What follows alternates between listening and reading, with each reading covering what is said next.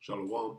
Call halal Yahweh Bashim Yahweh Shai Bahashim Makakwadash. Double honors to the 11 apostles and other bishops of Great Millstone, even the elders that came before them that taught us his truth. Shalom and salutations to all the brothers out pushing the word of truth and in sincerity the hopeful of that tabernacle of David. The elder Yahshuan. Shalom and salutations to you all. I'm just gonna riff on this. This guy put this thing together and it's nice. So I'm gonna let him riff for about 4 or 5 whole minutes. I might stop it and grab a precept and then we'll go ahead and cut it. But I like what he did, and this is very much on point. Posted it 18 hours ago, so it's brand new. Saudi Arabia ditches U.S. war plans. So, and this goes into, let's get that, let me see. Let's go here first. Salah, bear with me. Let's get Ezekiel 33 and 33 to start with in the King James. Because this is what's happening right now, whether people that want to acknowledge it or not. Ezekiel 33 and 33, and when this cometh to pass, lo, it will come, it's here. Then shall they know that a prophet hath been among them. People are starting to make that connection. Right here, and go to Apocryphy, and go to 2nd Esdras 15, right? And get this, there we go. This prophecy right here, because they're about to speak about it. Okay. 2nd Ezra 15 and 31, and then shall the dragons of Arabia, right, the Arab nations, have the upper hand, remembering their nature. See, right now, after Iran served Israel in the 12-day war, they gained the upper hand on Israel. Israel is now susceptible, okay? And the whole region is, right? And then shall the dragons have the upper hand, remembering them. Okay, and how do the dragons have the upper hand? And then when also when the Iranians get involved, and with great power shall they come and join battle with them, right? And then shall the dragons, now the dragons have the upper hand, right? Remembering their nature, we wild, nigga. And if they shall turn themselves conspiring together in great power to persecute them, that's where we're at. And if they shall turn themselves, stop fighting amongst yourselves, come back together and say, no, you can't use our airspace. Conspiring together in great power to persecute them. Then these Assyrians, right, on both sides, on down there in Israel, and the great Satan, the little and the great Satan, the Assyrians. Okay? So that's what's going on here. If they shall turn themselves, conspiring together, that means to get back, to bury the hatchet. So let's watch this, and then try to make it quick. Bear with me. The unthinkable is happening right now, and if you're not paying attention, you're about to miss one of the most significant geopolitical shifts of the 21st century. Saudi Arabia, the United States' closest ally in the Middle East for over 7 decades, has just told Washington no. Not we'll think about it, but no. They've closed their airspace to American military aircraft planning strikes on Iran. The United Arab Emirates has done the same. Kuwait has done the same. Bahrain, Qatar, Oman, every single Gulf Arab state has essentially told the United States that if you want to bomb Iran, you're on your own. That's them coming back together. That's them turning themselves. That's them conspiring together.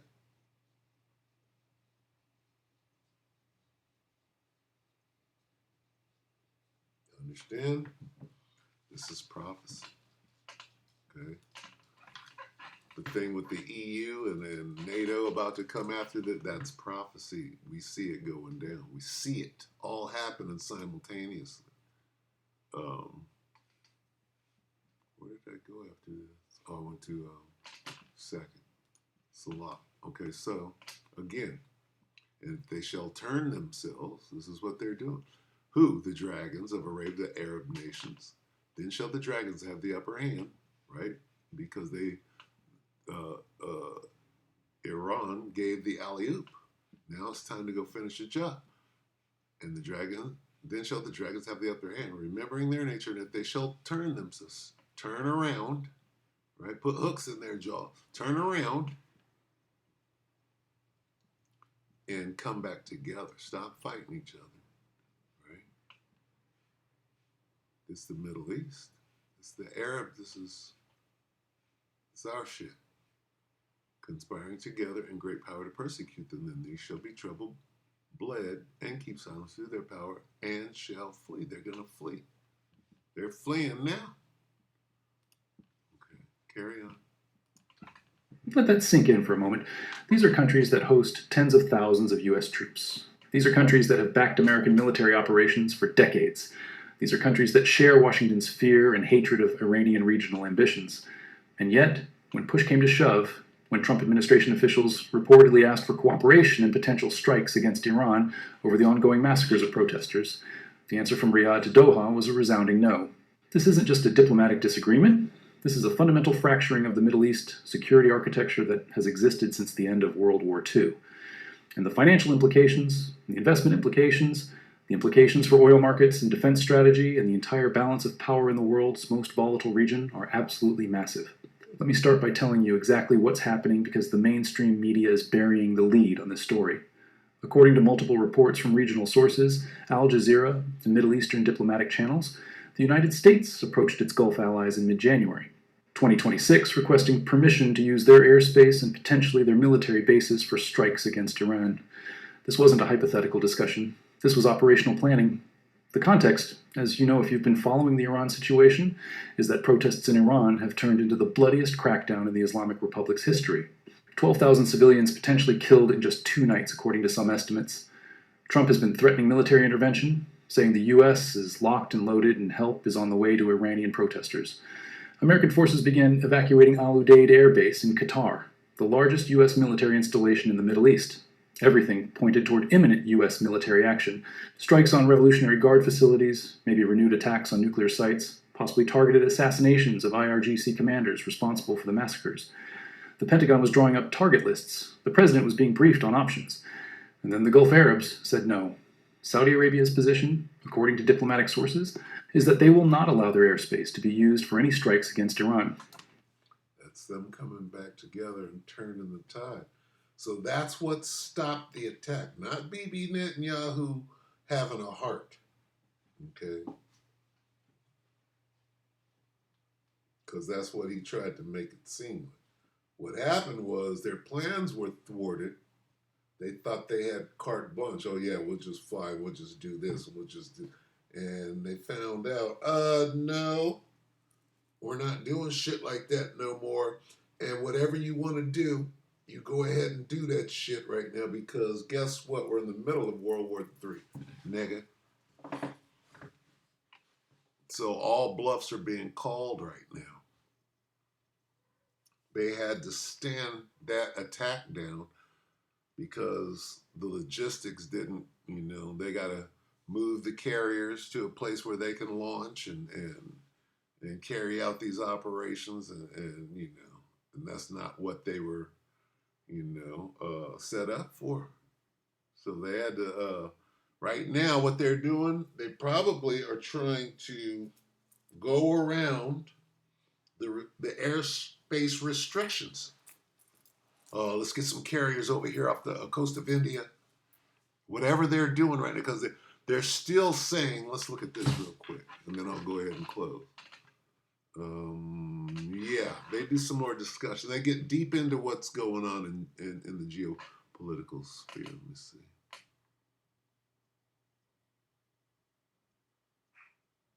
But mainly it's about these Arab states coming back together. Saudi Arabia ditches U.S. war plan. What is that? Gulf allies block airspace in Iran showdown. That tells you this is straight out of the scriptures. That's this. Really, I don't have to get anything else. But what did I want to get? If they're about to try to attack again from a different standpoint. So, what was I doing? Oh, that's this. Second Ezra's right here. Second Ezra 15 and 31. And then shall the dragons have the upper hand, remembering their nature, and if they shall turn themselves conspiring together in great power to persecute them, then these, the Assyrians, where'd they go? Okay. These shall be troubled, bled, and keep silence through their power, and shall flee. And we're watching that. Okay, they're going into it. So let me try to find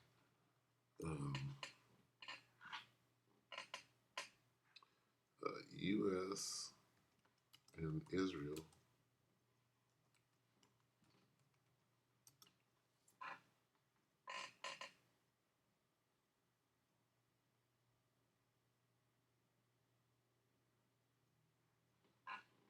Trying attack again.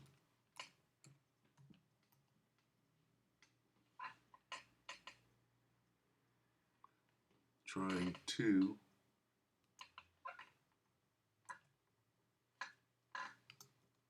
attack Iran. They're going to blame it on this last failed coup attempt. That's what they're going to do with this. Let's see. Well, the timing of it. 7 days. That was the coup attempt. Okay, 3 weeks. I need something like now. It says, cancel. It says, Netanyahu's nuclear reply as Trump cancels Iran war. I want to see somebody say they're sneaking around the back to try to do it right now. It says U.S. ally betrays Donald Trump and Israel refuses to attack Iran. Right. That's these Arab states saying you can't use our airspace. 9 days, 7 days. We're ready to respond. How old is this? Is this now? Let's see. Is the US preparing to attack Iran? After the Iranian authorities' deadly crackdown on anti-government protests, Donald Trump has not ruled out an attack on Iran. The US already has a large military presence across the region, like Al Udeid Air Base in Qatar, which hosts 10,000 US military personnel. Is the US preparing to attack Iran? After the Iranian authorities' deadly crackdown on anti-government protests, Donald Trump has not ruled out an attack on Iran. The US already has a large military presence across the region, like Al Udeid Air Base in Qatar, which hosts 10,000 US military personnel. The US reportedly started withdrawing some of their staff from the base this week as a precautionary measure, but then it actually allowed some to return on Thursday, other reports suggested. One military expert told us the US could carry out pinpoint, very focused strikes, but there is nothing to suggest a large-scale attack. For example, at the moment, there is no US aircraft carrier nearby. Okay, so this is what we have to watch for. Okay. How long does it take to get a carrier in position? Because what happened was they said, no, you can't use our airspace. So okay, well, what are we going to do? Let's call it off for a minute. Does that mean that they're relocating their carriers right now and going to strike as soon as they get in position, which is in about a week? Or however long it takes for them to get wherever they're going, I don't know. Or did they call it all the way off and said, we got to go back to the drawing board and come up with something entirely new? All right. Satellite images to track down one such vessel, the USS Abraham Lincoln, and found that on Wednesday it was thousands of kilometers away in the Philippine Sea. Using data from the marine traffic tracking site, we've estimated it would take it nearly a week to reach the Arabian Gulf. But the US... Nearly a week. has previously carried out operations in Iran from very long distances. Last June, during the war between Iran and Israel, US bombers took off from American soil and struck several Iranian nuclear sites. US officials said they had made an 18-hour journey to reach their targets and refueled in the air. We don't know when and if any US attack might take place, yet Yeah, whose airspace did they fly over at that time? All things are considered. taking precautions. Iran temporarily closed its airspace to nearly all flights for several hours, and some international airlines are now avoiding Iranian airspace. Is the Okay, so this is good information. So what we'll do is we'll keep our eye peeled for this next week. About a week, isn't that what they said? For that carrier to get in place? That was very telling. So we'll go ahead and end it right there. And what we'll say, we'll go back here to Ezekiel. We'll read that again. Right, Ezekiel 33 and 33. And when this cometh to pass, and lo, it will come, then shall they know that a prophet hath been among them. And what else did I want to get? What was it? We just watched. Forgot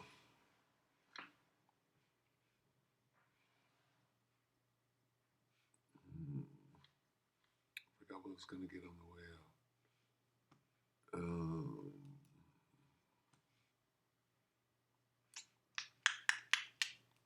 Bear with me for a moment. And by the way, to all that were not. Is the US preparing to attack Iran after the Iranian authorities' deadly crackdown on anti-government protests? Is the US. What was I going to do? I was going to say, we know that these things are going to happen. And by the way, to all Iranian. Slovakia. Is the US preparing to attack Iran after the Iranian authorities?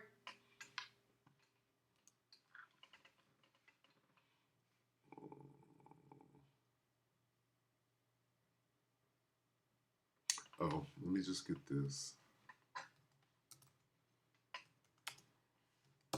It happens this way.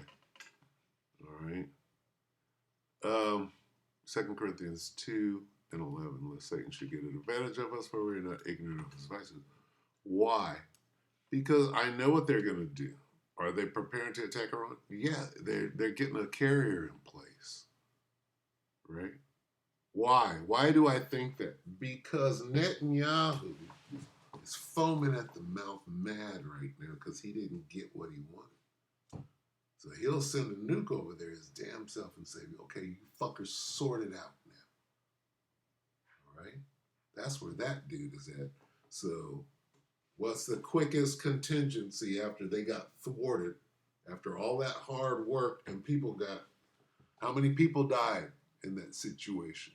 So that was a big ass failure. They're looking real bad if you really know what happened, what took place.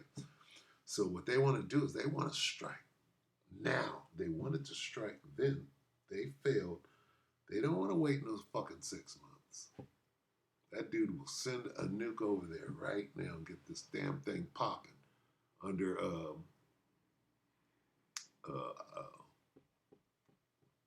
Jeremiah 49 and 20. All right, I won't get it. All right, least of the flock. With that, we pray that the elect will edify you, brother and sister. So, we're not out of the woods yet. We got to see what these criminals are up to because they failed, right? They failed at their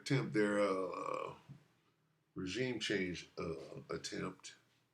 And they thought they were going to infiltrate, using that as a battering ram. That shit didn't work. So now, right, they know that they got but a short time. They don't have 6 months to float around and come up with a new plan. All right? We know these things in the spirit. So anyway, keep an eye on it. With that, we pray that the Lord will edify you, brothers and sisters. Shalom.